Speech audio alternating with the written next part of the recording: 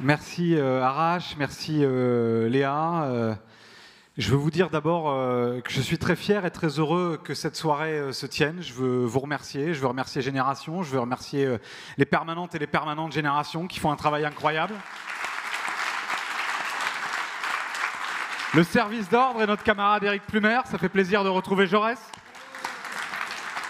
Mais aussi mon équipe parlementaire qui, comme toutes nos équipes sur ce texte de loi, abat un travail colossal pour nous aider à mener dans l'hémicycle et en commission cette bataille importante. Je suis aussi très heureux et très fier de mener au Parlement cette bataille avec mes 3 collègues de Génération. Sophie qui s'est exprimée tout à l'heure et qui, sur la question du combat contre l'extrême droite, avec sa résolution courageuse contre la théorie du grand remplacement, montre le chemin que doit suivre toute la gauche et tous les humanistes. Et puis, qui ne peuvent pas être là aujourd'hui, Karim et Sébastien, qui sont aussi très impliqués sur ce texte et au quotidien pour faire vivre nos valeurs. C'est une fierté que de combattre à vos côtés, à tous les 3. Chers amis, je suis aussi particulièrement ému parce que nous sommes dans un contexte particulier. Le contexte dans lequel nous sommes, c'est celui de la plus grande bataille politique et morale du siècle présent. La bataille de la fraternité, la bataille de la dignité. Cette bataille, elle s'inscrit dans un moment qui est propice à un grand racisme d'atmosphère qui envahit la société, d'éditoriaux de CNews en discours à la tribune de l'Assemblée nationale et qui semble se répandre partout sans aucune résistance. Ce contexte, c'est celui de la perspective crédible à l'échelle de quelques années de l'accession au pouvoir de l'extrême droite dans notre pays. Et donc je suis heureux qu'ici, ce soir, les humanistes, la gauche, les écologistes relèvent la tête et affirment sans aucune ambiguïté que nous ne serons pas la génération qui laissera l'extrême droite accéder au pouvoir, que nous ne serons pas la génération qui laissera s'installer dans les esprits et dans les urnes les théories racistes, les théories complotistes et une xénophobie d'État qui conduirait à faire de l'autre, de l'étranger, une menace pour notre société. Nous ne serons pas cette génération-là. Nous sommes, et c'est le message de ce soir, cette génération politique au sens large du terme, la génération n'est pas qu'une question d'âge, qui refuse de voir la France et les Français comme un peuple frileux, replié sur lui-même, craintif, finalement réticent à l'idée de l'avenir, mais au contraire, comme un peuple généreux, comme un peuple solidaire, comme un peuple fraternel, comme un peuple qui regarde la République française avec confiance et qui sait qu'elle a tout à gagner, à la fraternité, à l'égalité, à la solidarité, à la dignité. Et on nous dit souvent, vous avez le vent de face. Et c'est vrai, ça fait 30 ou 40 ans que la gauche a organisé elle-même son impuissance sur ces sujets. Souvenez-vous, ça a commencé dans les années 80 quand Laurent Fabius disait « Le Front National pose les bonnes questions sans y apporter les bonnes réponses ». Si nous sommes là ici ce soir, c'est aussi pour dire que non, l'extrême droite ne pose pas les bonnes questions. Non, nous n'allons plus subir un terrain de jeu politique, un débat public englouti sous les termes de l'extrême droite depuis trop longtemps. Non, nous n'allons pas nous excuser de revendiquer la fraternité et d'être des humanistes. Il vous parle d'un prétendu grand remplacement. Et encore une fois, je salue le travail qui est fait par Sophie pour que cette notion, cette théorie raciste, xénophobe, qui conduit à du terrorisme, qui conduit à des meurtres, qui conduit à la guerre civile, ne soit pas banalisée et normalisée dans le débat public. Nous disons que le sujet, ce n'est pas la menace d'un peuple qui serait remplacé par un autre. Par ailleurs, cette submersion migratoire, elle n'existe que dans les fantasmes. Aujourd'hui, l'essentiel des migrations se fait entre pays du Sud. Autre phrase absurde prononcée jadis par la gauche, non, nous n'avons pas à accueillir notre juste part de la misère du monde. D'abord parce que nous ne savons pas, dans un tableau Excel, calculer ce que serait la juste part de la misère du monde. Quand on a des principes, on applique ces principes. Mais non seulement parce que la misère du monde, elle n'est pas à nos portes. Aujourd'hui, ce fantasme, il est véhiculé pour exalter les peurs. Nous disons, oui, il y a un grand remplacement qui, lui, est la source de cette angoisse des Françaises et des Français, cette peur du déclin, du déclassement national. C'est le grand remplacement de nos commerces de proximité par des entrepôts Amazon. C'est le grand remplacement des guichetiers dans les gares par des machines froides et impersonnelles. C'est le grand remplacement d'une école publique gratuite de qualité par des enseignants qu'on recrute sur le trottoir et par une école abandonnée par ceux qui sont censés la protéger.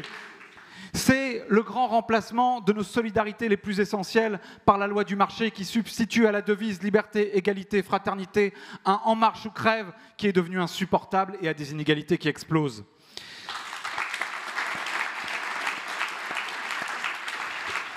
Mes collègues ont parlé, ils ont très bien parlé de la loi, je n'en dirai qu'un mot, parce qu'effectivement, nous n'avons pas un texte d'équilibré. À vrai dire, il ne l'était pas dès le départ. Je veux parler de la question des régularisations. Ce qu'on a présenté comme un compromis. Alors, on a vu cette fameuse aile gauche de la Macronie dont parlait Boris. Moi, je l'ai résumé pour ceux qui connaissent ce très bon film, dans 2 heures moins le quart avant Jésus-Christ, quand Bénur Marcel s'apprête à aller affronter les armées de César, armé d'une flopée de gens derrière lui, et qu'il se retourne et que finalement il est tout seul. C'est ça l'aile gauche de la Macronie. On se fait des peintures de guerre sur le torse pour dire, comme sur les retraites, vous allez voir ce que vous allez voir. Les humanistes sont là. Et puis on se retourne. Et qu'est-ce qu'il y a quand on se retourne?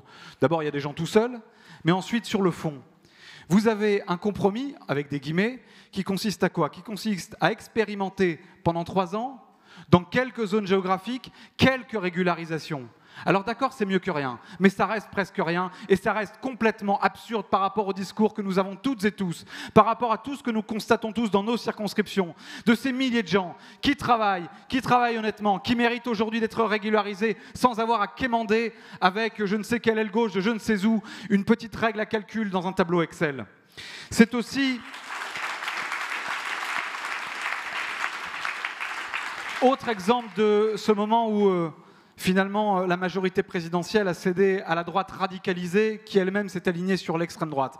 Andy disait tout à l'heure, il a raison, il n'aime pas le mariage, il n'aime pas l'amour. Moi, je me souviens de ces gens, dont le ministre de l'Intérieur, Gérald Darmanin, qui défilait derrière une banderole, Manif pour tous, sur laquelle s'était marqué « un papa, une maman ». Souvenez-vous de ces chansons, Brigitte Bardot, etc. Et tout le folklore qui allait avec ça, ridicule et homophobe. Ces gens qui nous ont dit pendant des années, nous défendons les valeurs familiales, et qui aujourd'hui veulent priver des familles entières de se réunir. Moi, je n'aime pas ce mot de regroupement familial. Qui veulent priver des familles de vivre ensemble et de se réunir. Ces gens n'ont vraiment rien à dire et rien à proposer comme modèle de société.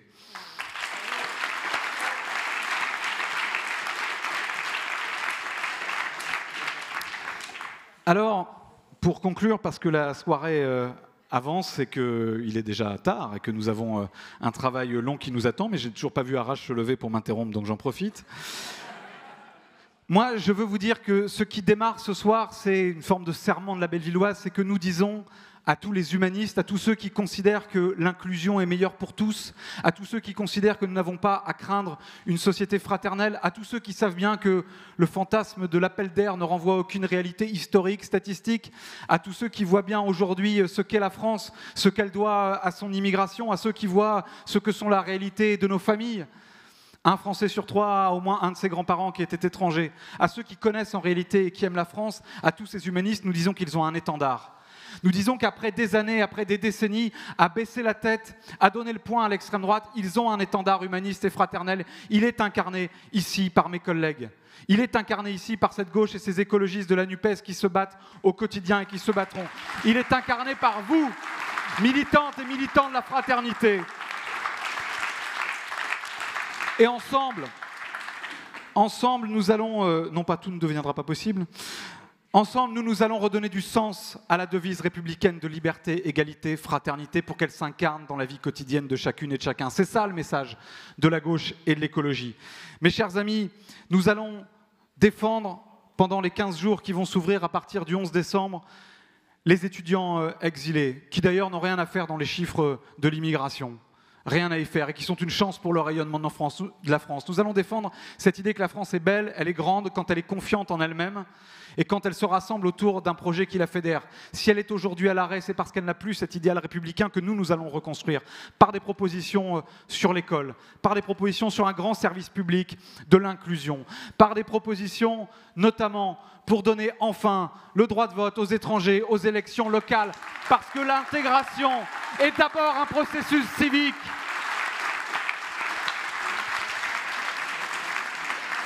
Et j'ai l'honneur de vous dire qu'avec mon groupe, nous déposons, dans le cadre d'un débat choisi par les Républicains, que ce parti est mal nommé, qui veut modifier la Constitution sur les questions migratoires. Eh bien, nous nous sommes saisis de cette séquence qui va s'ouvrir jeudi et nous proposons un amendement pour le droit de vote des étrangers aux élections locales. Il appartiendra à chacune et à chacun de se déterminer en conscience et à travers un vote public, chacun pourra voir quels sont ceux qui ont des grands discours sur la France et l'intégration et quels sont ceux qui trahissent ces engagements et cette promesse maintes fois renouvelée et maintes fois trahie. Alors, chers amis, pour réussir cela, pour réussir ce grand combat de la fraternité, pour gagner la bataille dans les cœurs et dans les esprits, nous avons besoin d'union. Nous avons besoin d'union. Parce qu'en face de nous se dresse un rouleau compresseur puissant, puissamment relayé par des médias, par de grands médias. Est-il besoin de citer ce que sont aujourd'hui les débats d'éditoriaux sur CNews, qui est puissamment relayé aussi par une droite radicalisée et par des macronistes qui ont perdu toute boussole. Moi je le dis, l'arc républicain c'est nous. Dans ces moments où on doute de ce que sont nos valeurs, dans ces moments où elles sont attaquées par une loi indigne, l'arc républicain, la boussole républicaine, l'âme de la République, c'est nous, c'est vous. Alors chers amis, mobilisons-nous, allons combattre, allons convaincre pour la liberté, pour l'égalité, pour la fraternité. Vive la République fraternelle!